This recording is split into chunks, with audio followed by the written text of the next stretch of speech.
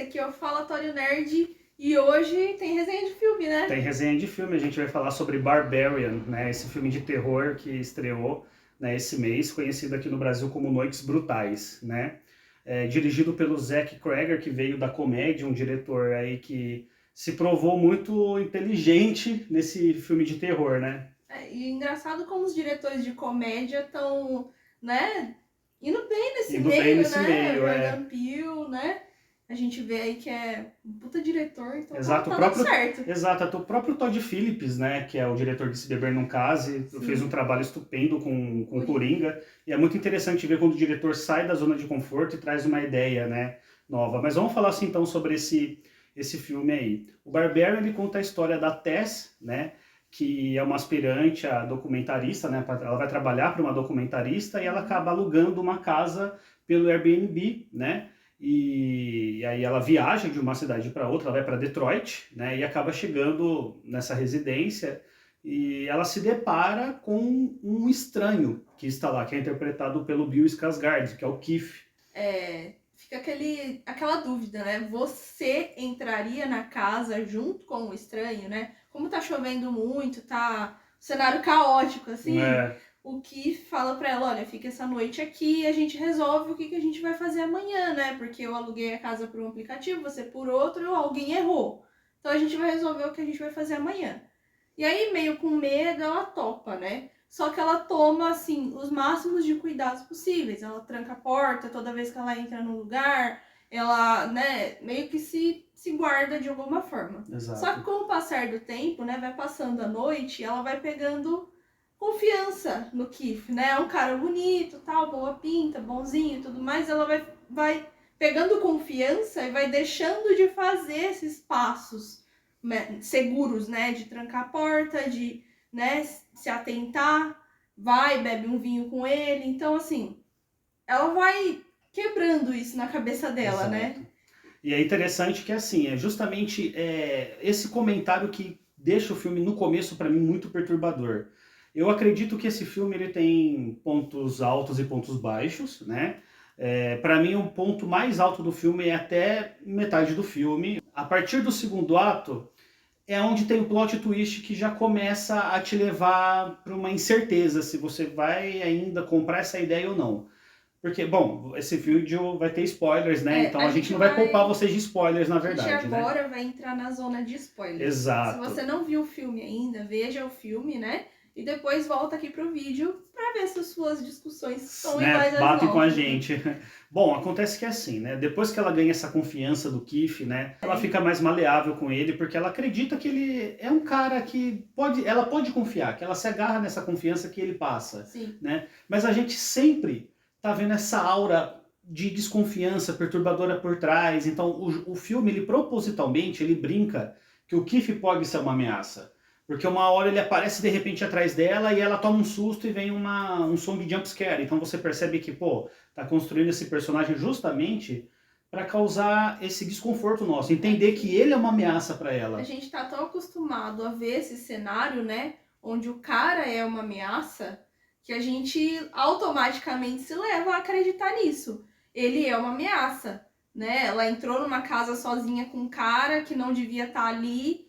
Entendeu? É um cenário assustador para uma mulher sozinha, né? No mundo que a gente vive. Exato. Né? Então o filme brinca muito com isso. E é interessante que aí esse jogo de construção, né, vai acontecendo gradualmente. Então ela estava dormindo no quarto, né? A porta abre, né? E aí ela já fica meio assustada. Aí ela descobre no porão, né, uma porta secreta ali embaixo, né? Ela puxa uma cordinha, abre uma porta secreta e ela vai descendo, né, para descobrir o que tem dentro desse porão. Gente, essa cena dela descendo é a mais tensa do filme, porque assim, a primeiro momento, né, quando ela descobre esse lugar primeiro, a gente já fica meio tenso. Meu Deus, o que tem ali, né? É tipo uma masmorra, né? Exato. E ela chega num quartinho onde tem uma cama toda suja, um balde, marca de mão com sangue na parede e uma câmera de fita cassete.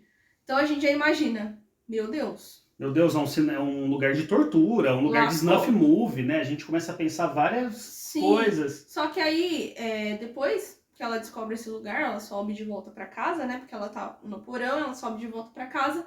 E aí o Keith chega e a gente logo pensa, meu, ele tem alguma coisa a ver com isso. Né? A gente já põe na nossa cabeça. Cara, pelo amor de Deus, pega suas coisas e vai embora. Só que ela, como eu falei, quebrou aquela desconfiança nele. Começou a confiar. E aí, assim, ela começa a fazer burrice, sabe? E isso, essas burrices, gente, assim, o filme ele apresenta aqueles clichês propositalmente de horror.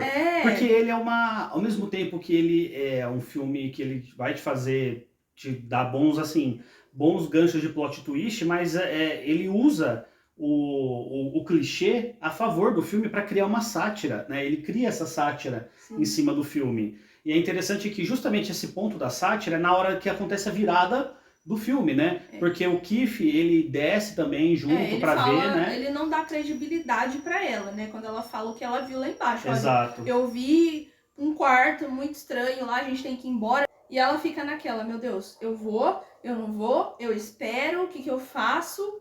E a gente fica nessa tensão junto. E aí ela encontra mais uma porta que desce eternamente.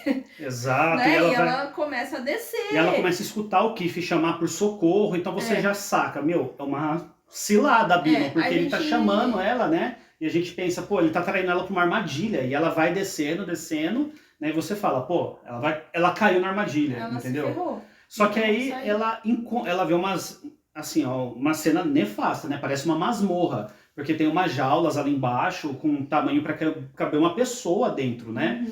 E aí ela encontra o Keith, assustado, né? Falando, olha, tem alguma coisa aqui embaixo, né? Não volta. Coisa me mordeu, né? Exato. Ele fala, você não pode voltar pelo caminho que você desceu, né? Não vai por ali porque tem gente ali, né? Vamos comigo mais para baixo. Aí você fala, meu, não cai nessa, é uma mentira, é uma lorota. Mas não era, que ele ficou desorientado, né? Ele não sabia se ele voltava, né? E aquela coisa que tava atrás dele tava lá, ou ele ia embora mais pra frente. Exato. Pra fugir, né? E aí, meu, do nada... Vem o plot twist, vem a virada. Aparece uma mulher monstruosa.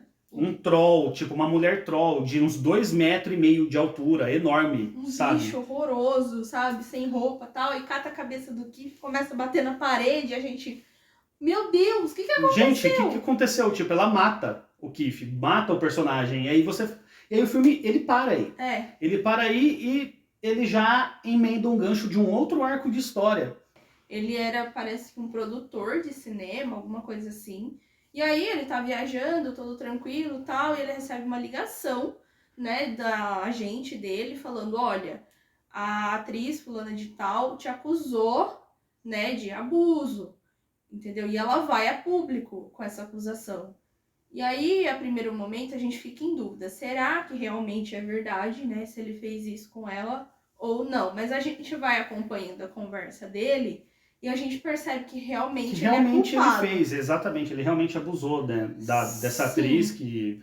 A gente não vê ela, mas a gente só vai acompanhar as reações dele perante o caso que está acontecendo. A gente, na verdade, acompanha ligações, né? Telefônicas. O pessoal ligando para ele, falou, olha, ela vai a público, olha, você vai perder patrocínio, você, entendeu? Vai se ferrar com isso, não sei o quê. E aí a gente fica naquela, caramba, meu, o cara é culpado mesmo. Mas ele não se acha culpado. A todo momento, ele acha que aquilo... É uma calúnia contra ele. Né? Até o próprio agente dele, né? Desfaz a sociedade com ele, né? E orienta ele a não sair da cidade. Para evitar que ele seja um potencial foragido da justiça, né? Sim. É aí que ele acaba indo para casa dele em Detroit, né? E a casa que estava para alugar pelo Airbnb, que é justamente a casa da rua Barbary, onde a Tess e o Keith estavam. Chegando lá, ele percebe que tem mala jogada, item de higiene pessoal no banheiro, sabe? Parece que tinha alguém ali naquela casa. E ele começa a ficar perturbado. Fala, caramba, mas tinha alguém morando aqui? Liga, né, pra pessoa que tava cuidando da casa. Olha, tinha alguém morando aqui? O que aconteceu? Não tem ninguém morando e tudo mais. Ele, pô, que estranho. E antes de descer lá pro porão, né, a Tess tinha deixado a porta do porão aberta, com uma cadeira encostada. Porque ela tranca essa porta, ela fecha, ela tranca sozinha, né? Ela tranca sozinha. E aí ele falou, pô, tem alguém ali embaixo. A porta tá aberta, vou descer lá. Ele acha, né, o documento da Tess, algumas coisas de mulher, fala, mulher, tá ali, vou descer. Aí ele cata uma faquinha e vai, né? E a gente já sabe o que vai rolar com ele, Exato, né? a gente já viu o que tem ali embaixo, então a história já começou a se amarrar ali embaixo, né? Só que aí, cara, o negócio fica muito mais louco. Por quê? Como cortou o filme a hora que a Tess encontrou a mulher troll, a gente não sabe o que aconteceu com ela. A gente sabe que o Keith morreu. Mas a gente não sabe o que aconteceu com ela, né? E aí, quando a mulher troll encontra o carinha, né? Ela captura ele, né? E coloca ele numa jaula, onde a Tess está presa. Exato. E ela fala pra ele, olha, você tem que entrar no jogo, cara. Entendeu? Ela é carente de um bebê, então ela precisa de um bebê. Você tem que entrar no jogo. E, meu, é muito nojento. É muito nojento, porque, tipo, ela não fala direito, mas ela parece que ela pega essas pessoas que entram na casa para transformar em filhos para ela, né? Então ela quer amamentar, e é uma coisa muito nojenta, muito escatológica, aí ela entendeu? vem com uma mamadeira, com um bico desse tamanho pra dar comida para eles, e a Tess fala, olha, come, cara, bebe esse leite aí, porque senão ela vai ficar brava. Exato, E nojento. E a hora que ele recusa, ele não quer, o que ela vai fazer? Ele não quer na mamadeira, quer no peito. E é muito tenso. É tenso demais, é nojento. E aí, quando ela captura o cara, ela deixa a jaula aberta. Uma oportunidade pra Tess fugir. Exato. Enquanto esse paralelo está acontecendo, né, a gente vai acompanhar uma pequena fração do que aconteceu no passado com essa sociedade, né, com essa comunidade ali da Rua Bárbara. 80. Exato. E aconteceu um colapso econômico, né? E aí a galera ali de Detroit acaba se mudando, vão para outro lugar, né? E a gente vai ver um cara ali que ele vai se recusar a sair daquele lugar, né? E a gente percebe que ele é um maníaco, ele é um psicopata. Ele fica observando mulheres e ele entra na casa dessas mulheres, observa o comportamento delas, né? Ele se disfarça de manutenção, de residência, exato, para observar. Até que ele sequestra, né, essas mulheres e leva para aquele quarto, para casa. Essa casa Bárbara era dele no passado. E depois a gente volta a acompanhar, né, a narrativa acontecer novamente. E aí eles tentam fugir, né, dela. A Tess consegue fugir, mas ela fica com aquele sentimento de culpa, né? Ela encontra policiais na rua, os policiais não acreditam nela. Como ela tá toda suja, né, sem documento, sem nada, e ela é uma mulher negra, ela vai atrás da polícia, né, fala, olha, eu tava na casa tal, aconteceu assim, assim, assado, me sequestraram outro moço que entrou lá e ele tá lá embaixo ainda, e o policial fala, cara, você tá viajando, não existe isso, ninguém mora ali. Entendeu? E aí ela, por conta própria, ela vai resolver voltar para ajudar, né, esse cara que tá ali na casa, né. Ele consegue, por um tempo ali, né, se esconder, fugir dela, correr, e ele entra numa outra porta que ele descobriu ali embaixo. A gente percebe que até o monstro, a mulher troll lá, na hora que ele chega perto da porta, ela recua. Porque né? Tem alguma coisa pior que ela ali dentro. Né? E quando ele entra ali, a gente vê a casa da família Baker. Praticamente a casa da família Baker, né, do Resident Evil. Quem tá ali é justamente aquele cara que sequestrava essas mulheres vivendo ali embaixo. Só que ele já tá muito catatônico, velho, né? muito velho, doente, né, um quarto imundo, ele não consegue nem falar, nem se mexer direito, né? E ali no quarto dele tem uma televisão com videocassete, várias fitas com identificações das mulheres que ele sequestrou e abusou, né? Ainda no começo, né, a hora que o carinha entra lá, ele pensa, pô, esse cara tá aqui, deve ser vítima da mulher também, né? Eu vou te ajudar. Só que ele é muito egoísta, esse carinha. Então, ao mesmo tempo que ele fala, eu vou te ajudar, ele fala, não, eu vou sair daqui, depois eu procuro ajuda pra você.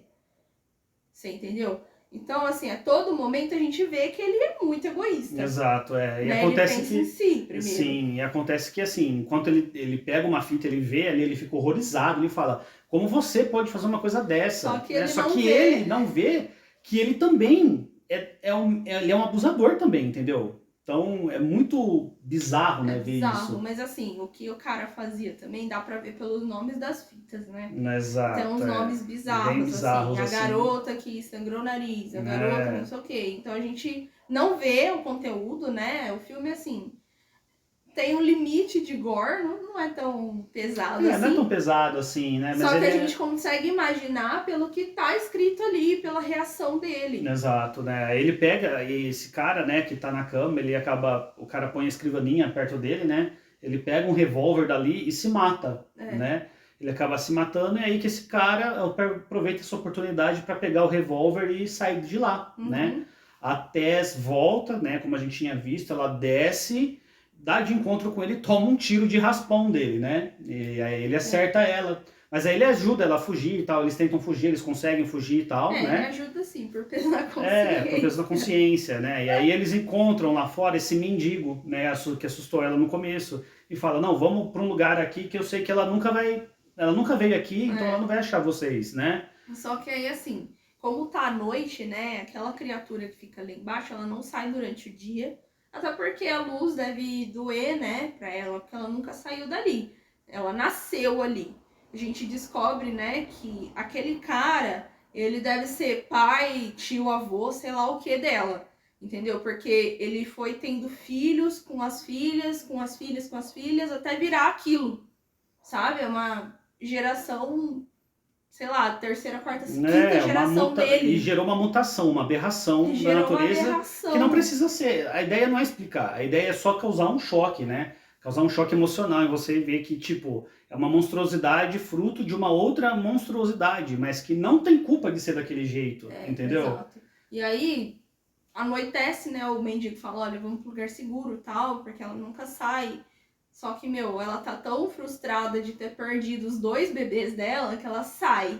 E ela vai atrás deles, né? A gente é inesperado. A gente vê os 3 conversando lá e de repente a gente vê a mão dela. Ela pega o mendigo lá, mata ele, arranca, acho que é o braço dele. Arranca o braço dele, assim, como se arrancasse o braço de uma boneca, né? E aí os 2 começam a fugir. Só que a Tess tá muito ferida, né? Por conta do tiro, ela não consegue correr direito. Ela tá bem fraca, né? E aí ela começa a tentar correr e tal, e o carinha lá tá subindo, vamos logo, vamos logo, vamos logo. Só que ele percebe que ele tem que jogar uma isca pro monstro.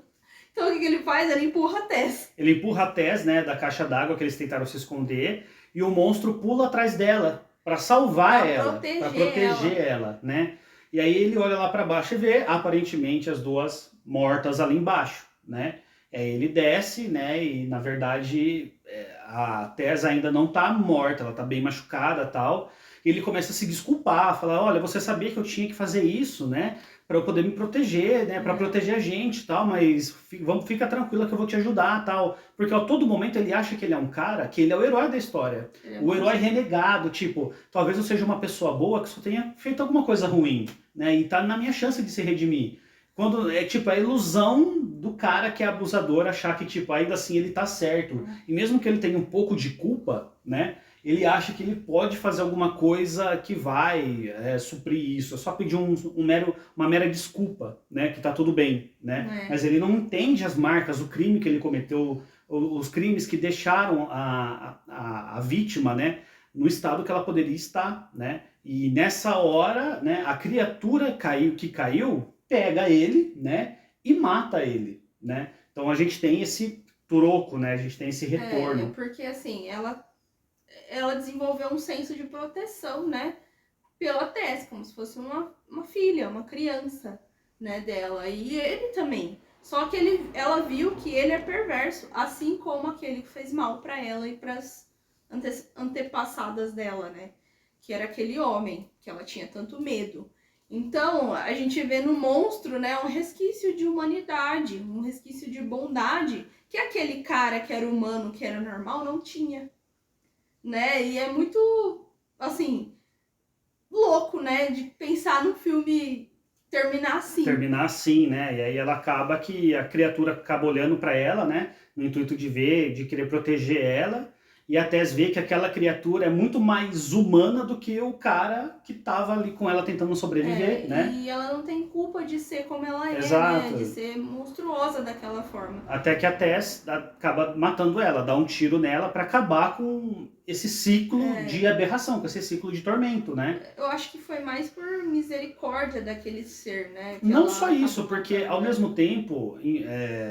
pela misericórdia dela e pela pena, a criatura ainda assim era um monstro. Ela matava, ela sequestrava pessoas, ela era uma criatura mesmo, um monstro assassino, né? Porque então, foi o que ela aprendeu a ser, né? Exato, ela aprendeu a ser assim. Então ela acaba com esse ciclo de uma vez por todas, né? Bom, gente, é um filme muito legal, mas assim, ele é uma sátira, né? Ele acaba sendo até uma sátira de comportamento tóxico e abusivo, né? Na questão de confiança que você dá para as pessoas também, né? Não chega a ser um filme extremamente perturbador. Ele é um filme de horror, assim, né? Bem horror pipoca, na minha opinião. Ele chega a ser um horror pipoca. É a cena mais, assim, angustiante, tensa, né? Angustiante é a hora que a gente não sabe o que tem ali embaixo, né? E a Tess vai descendo, a gente vai descendo junto com ela, né? A gente vai descobrir o que existe ali embaixo junto com ela. Por quê que é aterrorizante? Porque a gente cria na nossa cabeça um cenário, entendeu? Conhecido. Porque a gente já viu aquele cenário do quarto, a gente já imagina o que acontece. Exato, é. Né? E quando acontece essa quebra, né, de um monstro, a gente...